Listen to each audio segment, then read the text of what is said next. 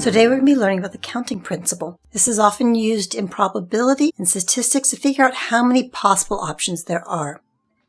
So let's start with the situation that I bring my lunch to school every day. At home, I've got 2 types of bread, wheat bread and rye bread. I also have 3 types of fillings I like to use. I like tuna fish sandwiches, I like cheese sandwiches, and I like peanut butter sandwiches. How many different combinations can I make so that I can have a different sandwich each day of the week? Well, one way to find that answer is to draw it out. I've got wheat and rye. And then for wheat, I have the 3 options of tuna, cheese, or peanut butter. And for rye, I have 3 options of tuna, cheese, and peanut butter. And we can see pretty quickly that we have 6 possible options. I can see there's a relationship between the number of decisions to be made and the possible outcomes. I could have multiplied 2 times 3 to find out that I had 6 possible options. And when I do that, I'm using the counting principle. The counting principle tells us that if we have 2 decisions to make, and there are m ways to make the first decision and n ways to make the second decision, the product of m and n tells us how many different outcomes there are. So let's extend this example by adding 1 of 4 different fruits to my lunch. I happen to have grapes, oranges, bananas, and apples at home. When I draw out the graph, you can see it becomes pretty cumbersome very quickly. And the more choices I have, the more complex drawing it all out is. But I can do it using the counting principle. By multiplying 2 times 3 times 4, I can quickly see that I have 24 choices. And when we start looking at it in terms of probability, I say, well, what is the chance I'll pick any one of those by random? Well, that would be 1 in 24. Let's look at another example. As of 2015, there are 15,330 U.S. radio stations. Radio stations must start with the letter W or K, depending on where you live. How many 4-letter combinations can there be so that each station will have its own call letters?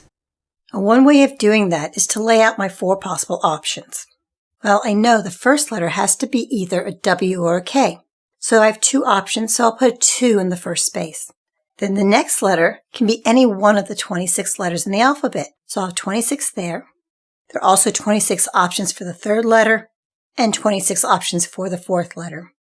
By using my counting principle, I can see that answer is 2 times 26 to the 3rd power, or 35,152 possible combinations.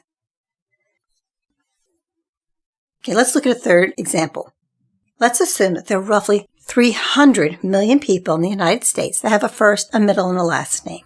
So, how many different 3-letter combinations of initials are there? Well, it's very similar to the other question. We have 3 possible options, and there's 26 letters for the first choice, 26 for the second, and 26 for the third.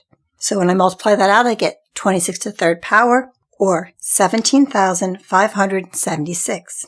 If we assume that all possible 3-letter initials are equally likely, what is the probability that someone will have my initials, LMG? Well, that would be 1 out of 17,576. And about how many people in the United States would you expect to have the initials LMG? Well, that'd be approximately the 300 million times the probability of my letters. And when I multiply those together, I get 17,169 people. What if I change that problem a little bit? What if I wanted to know how many possible combinations where all 3 letters are different? Well, there'd be 26 for the first letter option, but I've used up a letter, so now there's only 25 for the second option and 24 for the 3rd option, and I would need to multiply those out to find out the total. So that would be 26 times 25 times 24, or 15,600. The counting principle, or fundamental counting principle as it's often called, allows us to find the number of different outcomes given a series of decisions. This is fundamental in understanding the probability of a certain event occurring. Let's say that you go shopping and you're looking for some new threads. You want to get a shirt, shorts, and some shoes. And what do you know? Your favorite store just happens to have a sale going on. Get a shirt, shorts, and shoes for $49.99.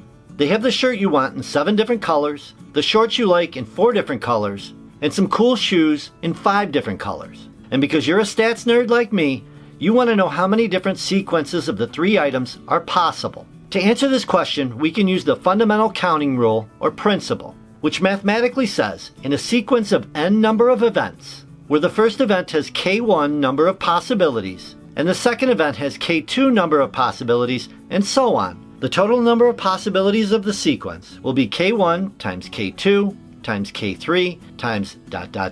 kn. What this is saying in simpler terms is that when you have a certain number of events, like in our example, shirts, shorts, and shoes, to find the total amount of possibilities of the sequence, you multiply the number of ways one event can occur times the number of ways the other events can occur. So 7 different colors for the shirt, 4 different colors for the shorts, and 5 different colors for the shoes. When we multiply them together, 7 times 4 times 5, we get 140 possibilities of the sequence. To show this visually, here is a tree diagram for a coin flip and a die roll. You can have a head or a tail on the coin flip and a 1 through 6 on the die roll. As you can see on the right, there are 12 possible outcomes. Using the fundamental counting rule, with the coin flip as event 1 and the die roll as event 2, we have 2 possibilities for the coin flip and 6 for the die roll. So 2 times 6 equals 12. Same result as the tree diagram. One more example is a 4-number PIN code for a credit card. Numbers 0 through 9 can be used. So 4-number code means 4 events, and 0 through 9 means 10 possibilities for each event. 10 times 10 times 10 times 10 equals 10,000. So 10,000 possibilities of the sequence. Keep counting, keep exploring, and never stop seeking the beauty in numbers. Until next time.